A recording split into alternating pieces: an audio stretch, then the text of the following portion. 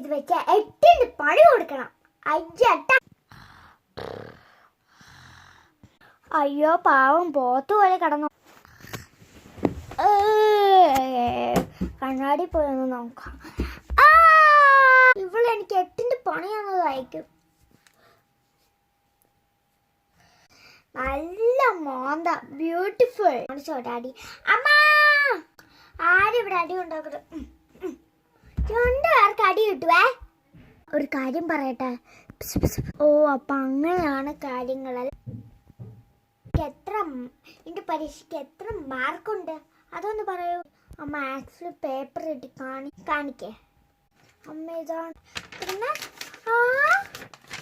എന്താ മുട്ട കിട്ടിയേക്കണോ? അതെ അമ്മ, എന്നോട് പറഞ്ഞില്ല. സോറി.